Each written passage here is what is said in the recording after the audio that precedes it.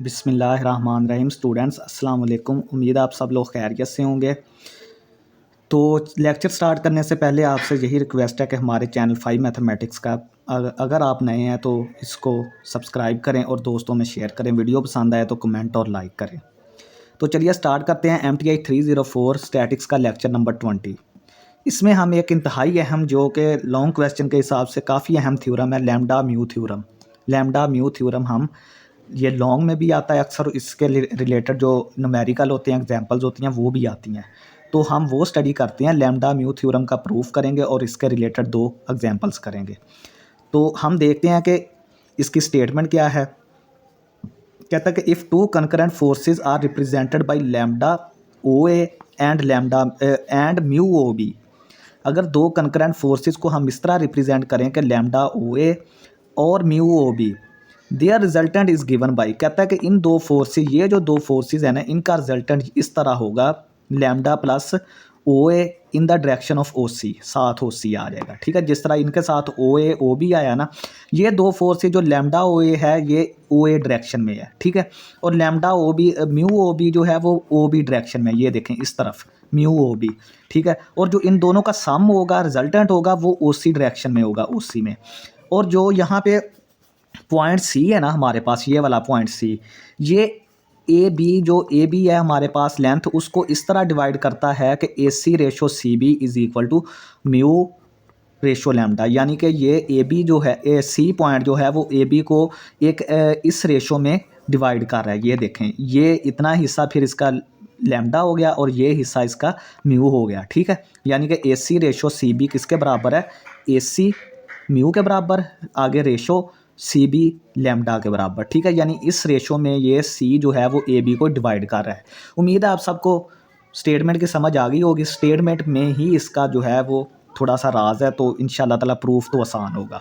तो यहाँ से हम सबसे पहले ओ ए देखते हैं कि ओ ए, ये जो लेंथ है ओ ए किसके बराबर है, ये हमारे पास ओ सी, ये ओ सी और सी ए, इस तरफ ओ सी और सी ए, ये इन दोनों का सम है। ठीक है, ये हमने इक्वेशन 1 बोल दिया। नेक्स्ट हमारे पास है ओ बी लेंथ, ये वाली लेंथ किसके बराबर है, ये हमारे पास है बी सी, ये वाली लेंथ, और ओ सी, ये वाली ओ सी और बी सी की लेंथ को अगर सम करें तो वो हमारे पास ओ बी के बराबर आती है। ये देखें, ठीक है, हमने इसको इक्वेशन 2 बोल दिया। ठीक है, ओ ए को हमने किसके बराबर लिखा, ओ सी प्लस सी ए, इस तरफ। ठीक है, इसको हमने कैसे लिखा, ओ बी को बी सी प्लस ओ सी। ठीक है, ये हमने 2 इक्वेशन बोल दिया, इसको हमने 1 और 2 बोल दिया। जब 1 जो इक्वेशन है ना, हमने उसको लैम्डा से थ्रू आउट मल्टीप्लाई कर दिया, तो यहाँ पे क्या होगा, लैम्डा ओ ए बन गया, लैम्डा ओ सी बन गया, लैम्डा सी ए बन गया। ये देखें, लैम्डा से 1 को मल्टीप्लाई कर दिया, ये इक्वेशन 3 आ गई। और जो इक्वेशन 2 है उसको म्यू से सारी को मल्टीप्लाई करें, ये म्यू ओ बी बन गया। ये देखें, हमने म्यू ओ बी लिख दिया, म्यू ओ सी लिख दिया और म्यू सी बी लिख दिया, ये इक्वेशन 4 बन गई। ठीक है, नेक्स्ट अब हम चलते हैं कि 3 और 4 को, इक्वेशन 3 और 4 को प्लस कर दें। लेफ्ट हैंड साइड लेफ्ट में हो जाएगी जमा और राइट हैंड साइड राइट में। ये देखें, यहाँ पे लैम्डा ओ ए, लैम्डा ओ बी, ये दोनों लेफ्ट हैंड साइड पे थे, ये दोनों जमा हो गए। और इन सब को, चारों को हमने, ये देखें, ये जमा कर दिया सबको। ठीक है, ये सारी चीज़ें जमा हो गई यहाँ पे। अच्छा, अब हमने ये चीज़ पढ़ी है कि हमें पता है कि ए सी और सी बी की जो रेशो है वो किसके बराबर है, म्यू और लैम्डा की रेशो के। ये हमें गिवन है स्टेटमेंट में कि जो सी पॉइंट ने ए बी को डिवाइड किया वो किस रेशो में किया है, कि A C ratio C B किसके बराबर है, म्यू और रेशो लैम्डा। रेशो को आप हमेशा याद रखें कि डिवाइड में भी लिख सकते हैं, यानी कि A C ratio C B का क्या मतलब है, ए सी बटा सी बी। इसको आप बटे में लिख सकते हैं। ये देखें, जिस तरह मैंने लिखा है, ए सी बटा सी बी, ये पहली रकम ऊपर, सी बी नीचे आ जाएगा। ये सेम इस तरह पहली रकम ऊपर और लैम्डा नीचे आ जाएगा।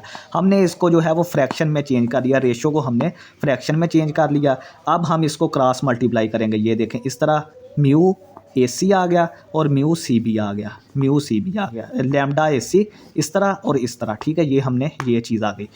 अब हमने क्या किया, यहाँ पे थोड़ी सी ट्रिक है, इसको आप गौर से समझें। मैं ये आपको चीज़ समझाता हूँ। यही चीज़ है कि अगर वेक्टर ए सी हमारे पास, ये ए सी वेक्टर है ना, ये हमारे पास, इसकी डायरेक्शन इस तरफ है, इस तरफ, तो जो सी ए वेक्टर होगा ना, सी ए, उसकी डायरेक्शन इस तरफ हो जाएगी, यानी कि ए सी वैक्टर को हम अगर बराबर करना चाहें तो वो माइनस सी ए वैक्टर के होगा, यानी कि अगर हम माइनस लगाते हैं तो वैक्टर की डायरेक्शन जो है वो चेंज हो जाती है। अगर हम -1 से या माइनस से मल्टीप्लाई कर दें किसी वैक्टर को तो उसकी डायरेक्शन चेंज हो जाती है। हमने यहाँ पे भी यही चीज़ की है।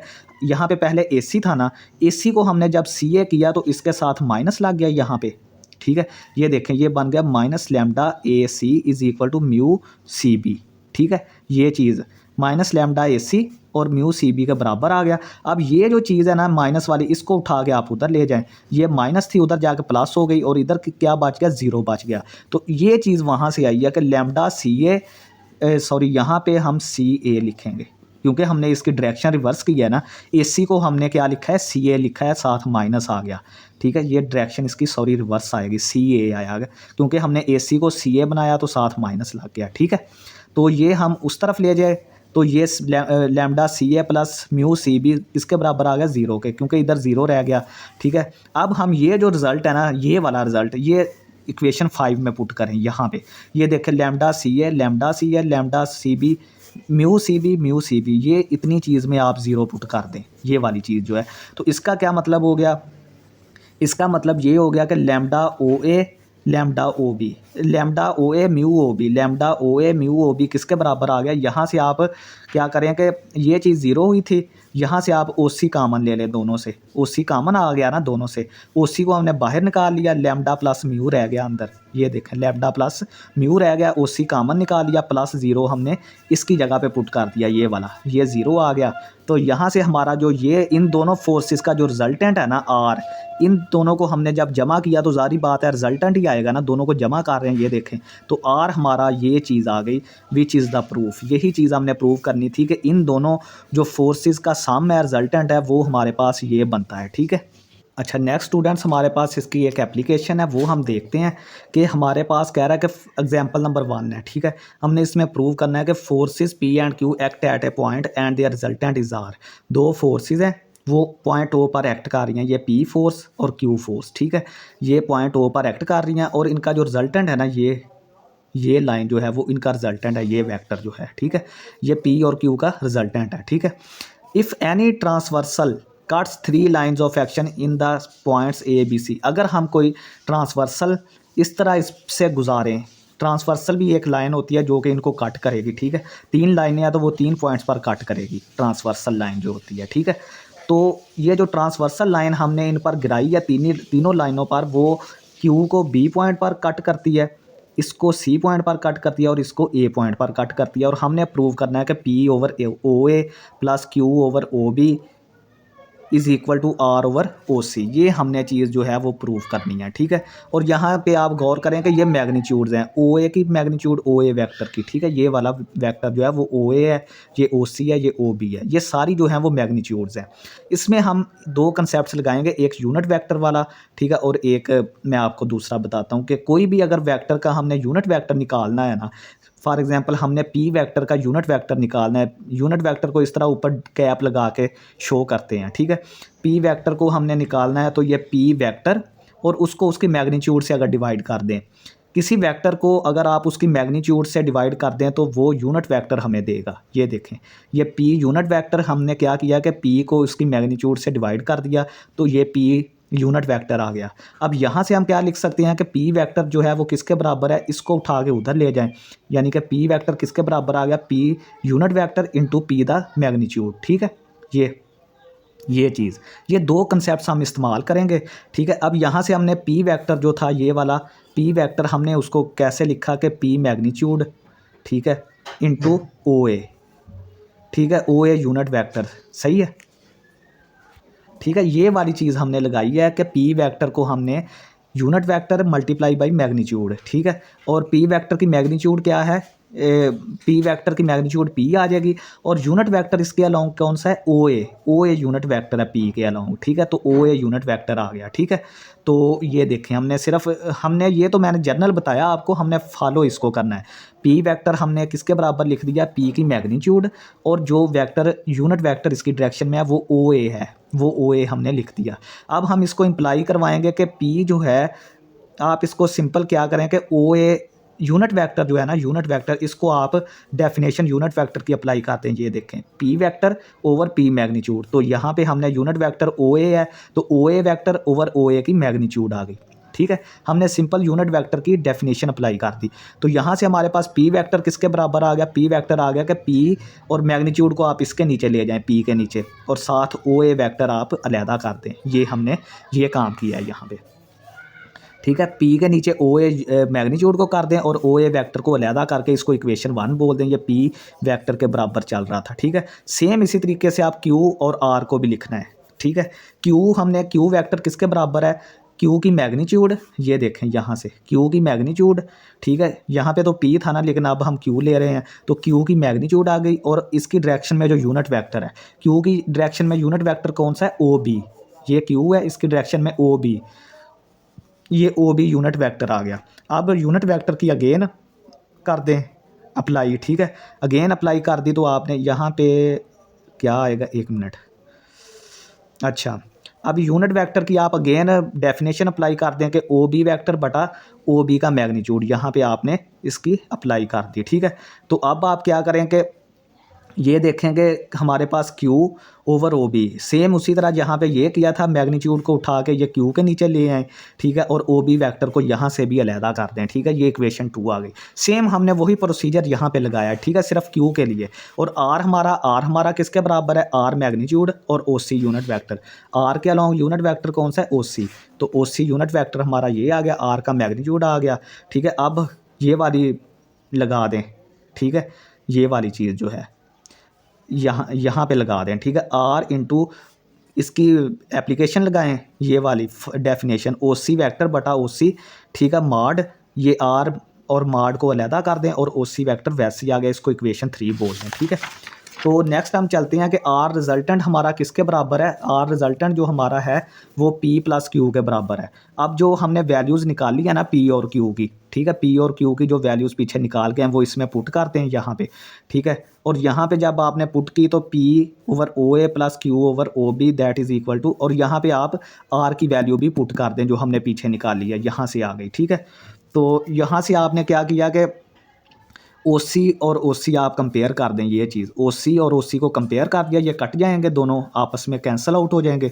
तो यहाँ से आर बटा ओ सी किसके बराबर आ जाएगा, पी बटा ओ ए प्लस क्यू बटा ओ बी। ये चीज़ हमने प्रूव करनी थी।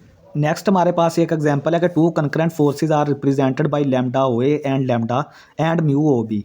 Find vector O C where C divides A B so that A C ratio C B is equal to 1:2 and O A is equal to i j plus minus 2 k and O B is equal to ये। हाँ, इसमें हमें 2 vectors दिए हुए हैं ओ A और O B, और साथ हमें वो रेशो दी हुई है। ठीक है, जो हमने वो सी जो है जिसको डिवाइड करता है, ये देखें सेम हमारे पास ये ओ ए डायरेक्शन में हमारे पास फोर्स ये वाली है, ओ बी डायरेक्शन में हमारे पास फोर्स म्यू ओ बी है। तो ये जो सी पॉइंट ये हमारा रिजल्टेंट है आर। ठीक है, ये सी पॉइंट इसको 2 और 1 में डिवाइड कर रहा है। ये जो रेशो है बी सी और सी ए किसके बराबर है, 1:2 के बराबर है। और ये 2 वेक्टर्स हमें दिए गए। यहाँ पे हम लैम्डा म्यू थ्योरम लगाएंगे। ये देखेंगे जो पहले वाली वैल्यू होती है वो हमेशा म्यू होती है, ये आपने याद रखना है, म्यू इज़ इक्वल टू 1 के बराबर यहाँ से। और दूसरी वैल्यू जो ये वाली 2 होती है वो लैम्डा की होती है, लैम्डा इज़ इक्वल टू 2 होता है, ये आपने याद रखना है। पहली वैल्यू म्यू की, दूसरी वैल्यू लैम्डा की। अब अप्लाई करें उसकी स्टेटमेंट जो थी कि आर वेक्टर किसके बराबर है, इन दोनों का सम, जो ये 2 फोर्सेस है ना ओ ए और ओ B, mu O A lambda O A और म्यू ओ बी, इन दोनों का सम किसके बराबर है, आर के। तो आर इज़ इक्वल टू ये आ गया, और ये हमने किसके बराबर पढ़ा था, इन दोनों का सम जो हमने प्रूव करके आए हैं वो हमने इसके बराबर पढ़ा है, ये चीज़ के इसके। ठीक है, तो यहाँ पे आप वैल्यूज़ पुट करें, mu A O A sorry यहाँ पे होगा लैम्डा, यहाँ पे लैम्डा कर लें। ठीक है, यहाँ पे lambda O A plus mu O B किसके बराबर आ गया, इस चीज़ के बराबर आ गया, यानी कि ये चीज़ हमने इसके बराबर कर दी। तो ये देखें लैम्डा की वैल्यू 2, ओ ए की वैल्यू हमें ये गिवन है, ये वेक्टर पुट करें, प्लस म्यू की वैल्यू ये देखें यहाँ पे म्यू है, म्यू की वैल्यू 1, ओ बी वैक्टर हमें ये गिवन है, यहाँ पे पुट कर दें। ठीक है, और ये 2 + 1 लैम्डा, और इसकी वैल्यू हमने पुट की 2 + 1, ये ओ सी आ गया। ठीक है, हमने ये ओ सी वैक्टर ही फाइंड आउट करना है। आप अभी आगे देखें जाके। ठीक है, ये अंदर मल्टीप्लाई कर दें, 2 को इधर 1 को मल्टीप्लाई करके ब्रैकेट्स ख़त्म कर दें, ये 2 + 1 3 ओ सी आ गया। तो इनको आई में जमा कर दें, जे में और के में कर दें। तो ये हमारे पास 3i + 3j - 2k is equal to 3OC आ जाएगा। अब हमने OC को फाइंड आउट करना है, तो सारे को 3 से मल्टीप्लाई कर दें, यहाँ भी, ठीक है, यहाँ भी ये कट जाएगा। OC वेक्टर किसके बराबर, ये भी कट जाएगा, ये भी i + j -2/3 k आ जाएगा। ठीक है, ये था स्टूडेंट्स हमारा आज का लेक्चर। उम्मीद है आप सबको पसंद आया होगा। तो हमारे चैनल 5 मैथमेटिक्स को सब्सक्राइब करते रहें और दोस्तों में इसको शेयर करते रहें। बहुत शुक्रिया स्टूडेंट्स, अल्लाह हाफिज़।